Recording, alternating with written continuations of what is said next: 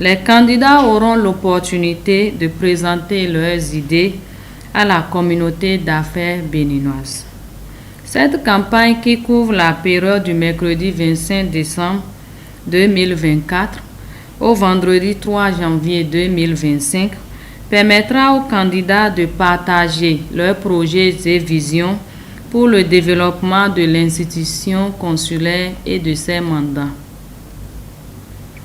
Pendant 10 jours, 53 candidats au niveau national et 43 au niveau régional, tous secteurs confondus, sont appelés à aller convaincre 941 électeurs sur les projets de développement.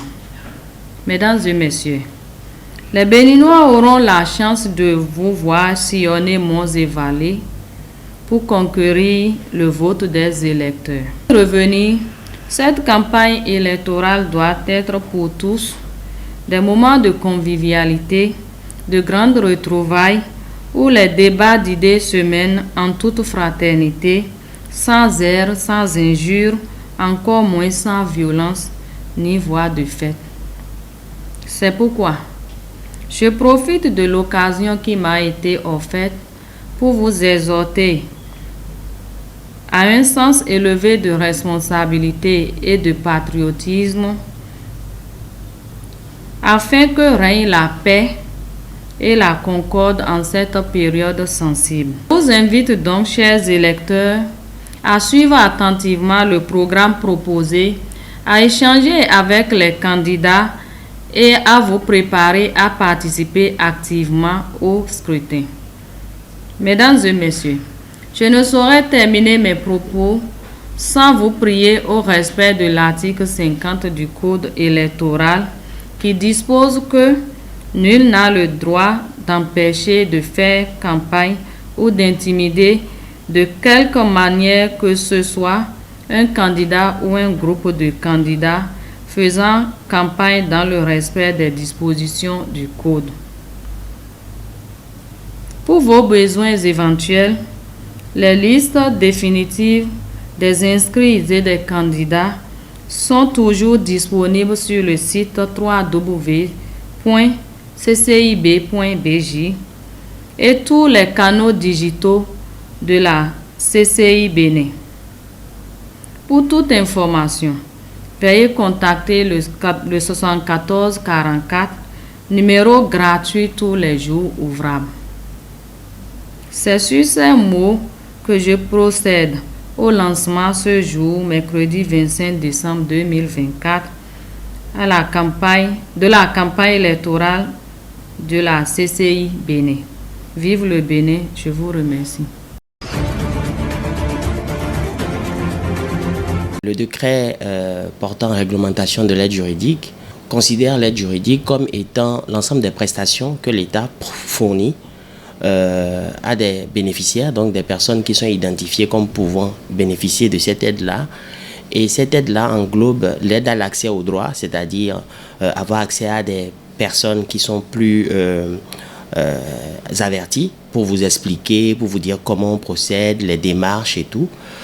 Ça tient compte également de l'aide juridictionnelle qui est plutôt une aide donnée à celui qui est en procès. Donc qui a une procédure en cours, qui doit aller devant les juridictions. Oui, en fait, il y a une disposition de la loi portant organisation judiciaire, je crois que ça doit être l'article 6 si ma mémoire est bonne, qui dit que la justice doit être fournie gratuitement. Mais l'État va travailler à mettre cela en œuvre, comme l'enseignement primaire et secondaire qui est devenu, dont la gratuité est devenue une réalité.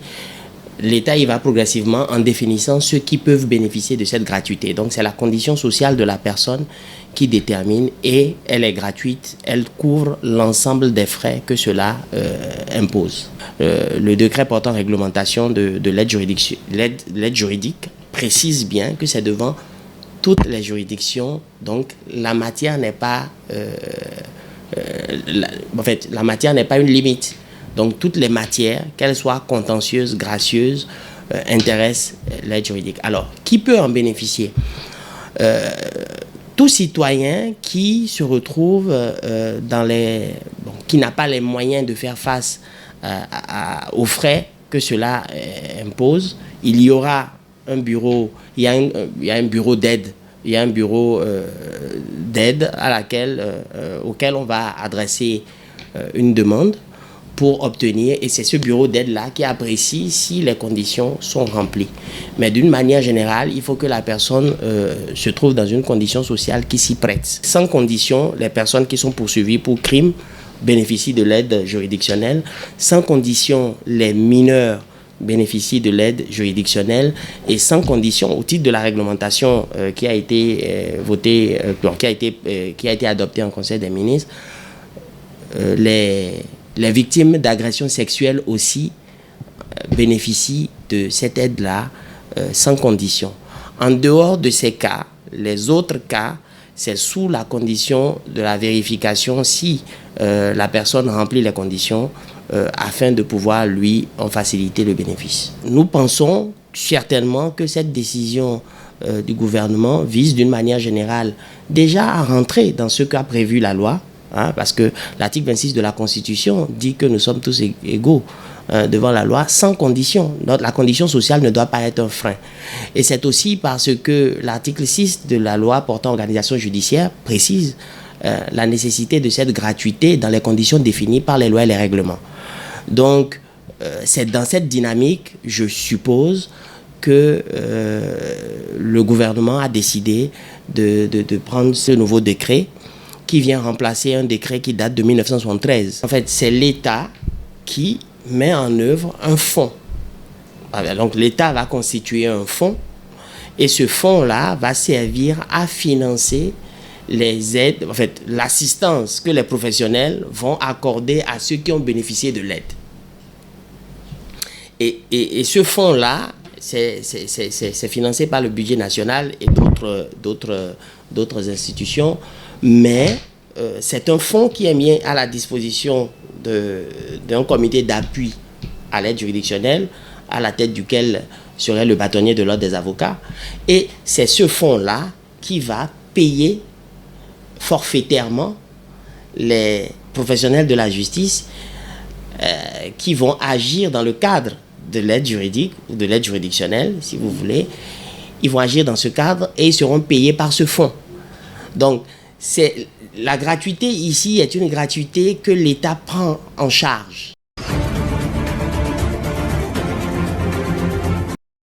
Lui, c'est Modeste Kakpo, un féru de la vente à la sauvette. Il fait de la vente de poissons frits son gagne-pain, une activité qu'il exerce depuis son jeune âge avec sa mère, qui l'y a initié. Je venais l'aider et avec le temps, j'ai pris position, c'est ça. Un choix qu'il assume pleinement malgré son statut d'homme, puisque la vente de poissons est ici une activité majoritairement exercée par la gente féminine, et c'est justement ce qui attire la sympathie de la clientèle envers lui.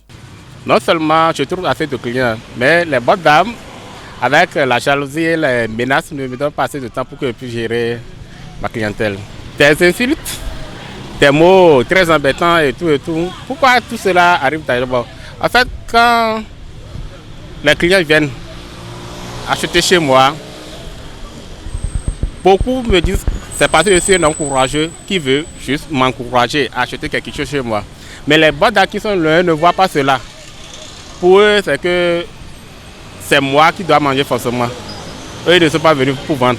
Alors que c'est le statut homme qui fait que les gens aiment acheter chez moi. Oui, il y a notre frère qui est parmi nous, que je l'apprécie très bien. Chaque jour que Dieu fait, il se fait à merveille.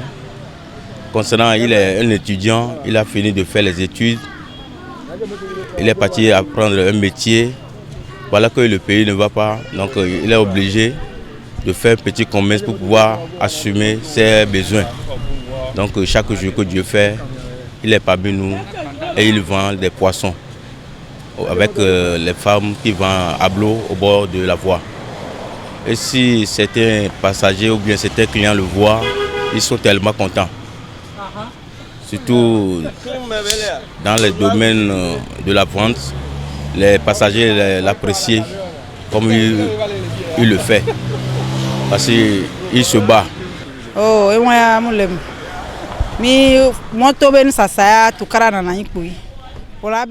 Vendre au bord de la voie crée toujours de problèmes entre les vendeurs, parce que tout le monde veut vendre. Même quand tu l'insultes, il ne répond jamais. Il n'a jamais manqué de respect à qui que ce soit. Il a suivi une formation en électricité bâtiment à Cotonou. Malgré cela, ça ne l'empêche pas de revenir et aider sa mère. C'est un homme vraiment respectueux.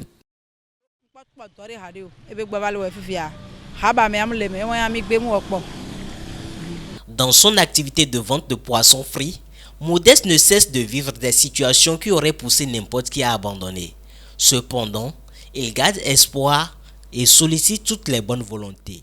La dernière fois, il y a une dame qui s'est descendue de la moto. Elle voulait prendre taxi. Ouais, je ne me suis pas approché d'elle. Je suis assis devant mon tas comme ça. Donc il y avait une dame de vendeuse d'ablo et de poissons qui était venue chez elle. Donc ils ont fait leur jeu de mots, ça n'a pas marché. Mais au moment où elle voulait entrer dans la voiture, elle a fait un coup d'œil, elle m'a vu. C'est là qu'elle m'a appelé pour me dire de lui vendre le poisson juste pour 300. Juste pour 300. Celle qui était venue lui présenter son poisson, elle n'a pas acheté, elle a commencé par l'insulter. Et quand elle a fini avec elle, elle est tombée sur moi. Elle me disait, si et seulement si je savais que c'est ce métier que j'allais faire, pourquoi gaspiller de l'argent à mes parents pour qu'on puisse m'inscrire à aller à l'école jusqu'à ce niveau donné. D'autres me disaient aussi que ceux qui sont dans l'illégal, leur vie est mieux par rapport à ce que je fais que d'aller chercher autre chose à faire. Oui, à toute personne de bonne foi qui peuvent m'aider, m'orienter, je les appelle au secours. Parce que ceci, ce n'est pas un métier où je vais faire jusqu'à ma mort, non. Mais je le fais juste pour pouvoir gagner un peu d'argent et me lancer dans d'autres domaines pour pouvoir atteindre mon objectif, mes projets. Voilà donc un exemple de résilience masculine qui mérite d'être encouragé.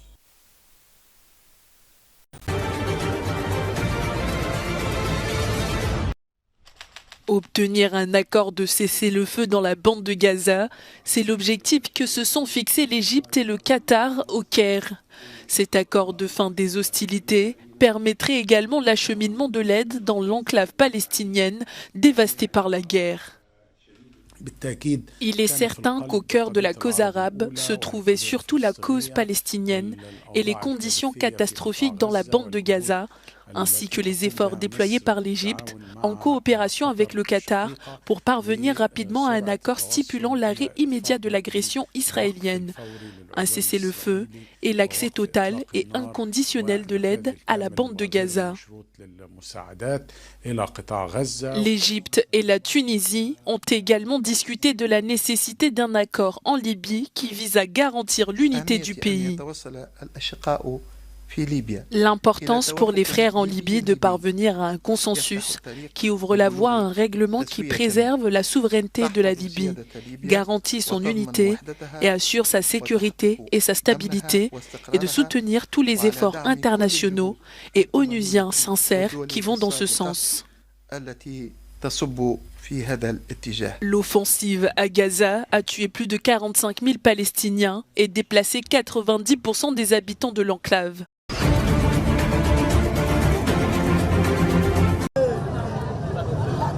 Un rapport des Nations Unies a révélé qu'en Haïti, le gang de Warf Jérémy aurait massacré plus de 200 personnes, principalement des personnes âgées et des chefs religieux vaudous, entre le 6 et le 11 décembre. Ces victimes ont été enlevées à leur domicile ou lieu de culte avant d'être interrogées puis exécutées par balle ou machette.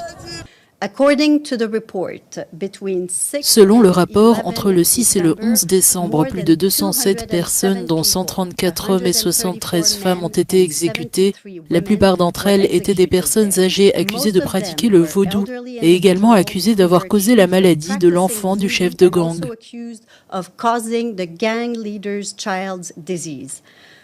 D'autres victimes étaient des personnes qui avaient tenté de fuir la région ou qui étaient soupçonnés d'avoir divulgué des informations concernant des crimes aux médias locaux en Haïti.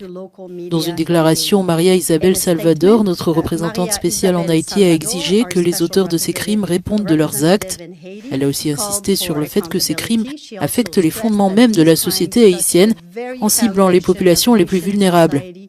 Depuis le début de l'année, le Bureau intégré des Nations Unies en Haïti et le Haut Commissariat aux droits de l'homme ont enregistré la mort de plus de 5350 personnes et fait état de plus de 2100 blessés en raison des actes de violence perpétrés dans le pays. Ce massacre aurait été déclenché par la mort du fils de Mikanor Altès, chef de gang, qui accusait les habitants de pratiques occultes ayant causé cette perte. Depuis l'assassinat du président en 2021, Haïti est en proie à la violence des gangs.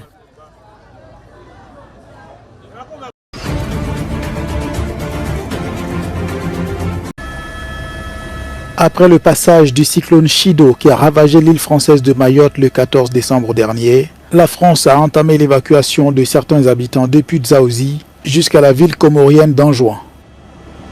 Selon les médias français, une liaison maritime a été réouverte spécialement afin de permettre cette délocalisation en masse. Les vols commerciaux n'ont toujours pas repris à Mayotte, mais l'unique aéroport du territoire situé en plein milieu de l'océan Indien a été aménagé par les autorités françaises de la métropole afin de procéder à l'évacuation des populations sinistrées par la tempête dévastatrice. L'on parle de 300 à 400 rapatriements par jour. De sources officielles, une visite du Premier ministre François Bayrou est prévue les 29 et 30 décembre sur l'île de Mayotte.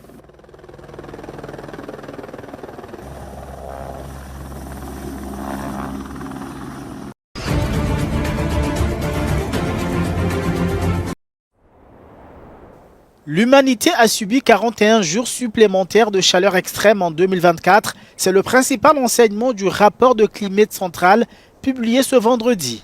Selon les scientifiques, les pays du Sud seraient les plus exposés à ce changement.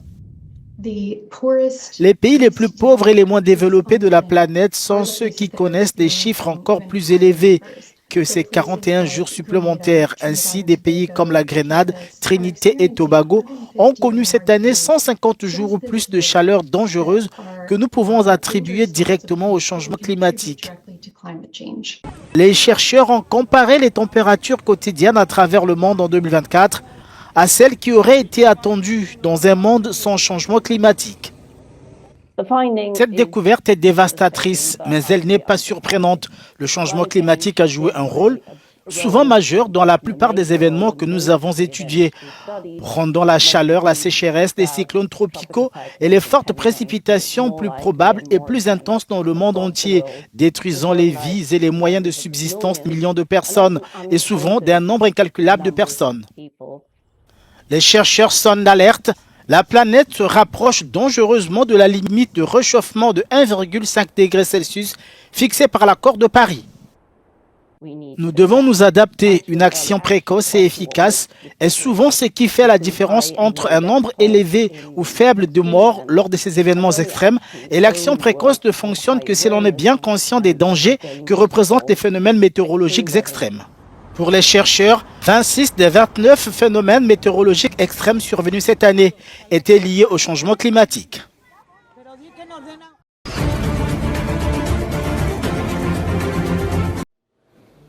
Plus de 80 gravures de Pablo Picasso font l'objet d'une nouvelle exposition au British Museum à Londres. L'exposition baptisée Picasso le graveur s'ouvre sur une eau forte intitulée « Le repas frugal » datant de 1904. Il s'agit de l'une des premières gravures réalisées par l'artiste à Paris pendant sa période bleue. Ce que nous voulions faire, c'est montrer les meilleurs exemples de chacune des principales périodes de sa production et raconter l'histoire de sa production, montrer les différents styles, montrer certains des sujets qui l'intéressaient, comme le cirque, la corrida, les principales relations qu'il a eues tout au long de sa vie. Et puis à la fin de l'exposition, nous montrerons une bonne sélection de la suite 347.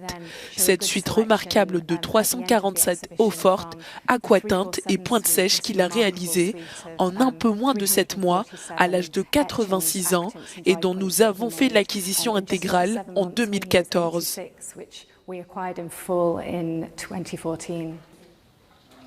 Plus connu pour ses peintures, Pablo Picasso a réalisé des gravures tout au long de sa carrière, soit environ 2400 au total. Il créait des gravures en creux, des lithographies.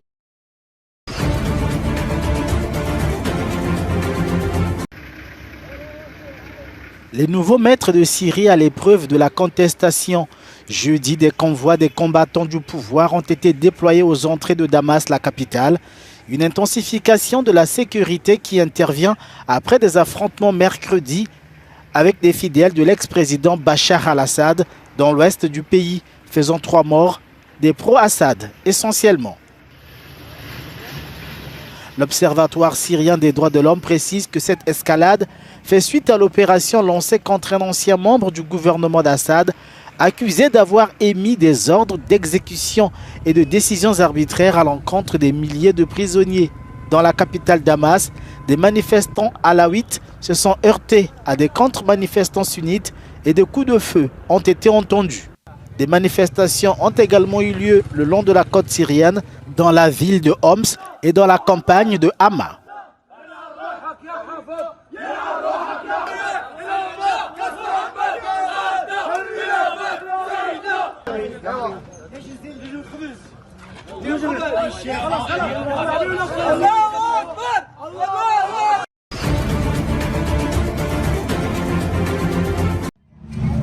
Une frappe israélienne a tué 5 journalistes palestiniens dans la nuit de mercredi à jeudi, dans la bande de Gaza.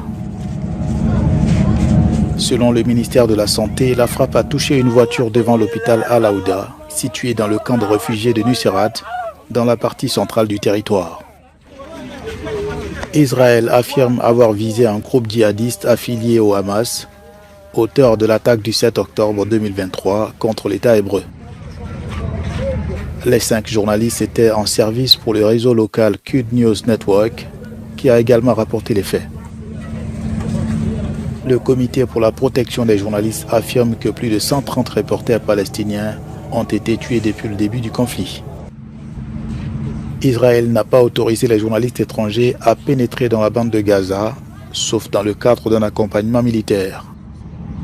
L'offensive aérienne et terrestre d'Israël a tué plus de 45 000 Palestiniens, selon le ministère de la Santé, mais aussi 90% des 2,3 millions d'habitants sont à ce jour déplacés.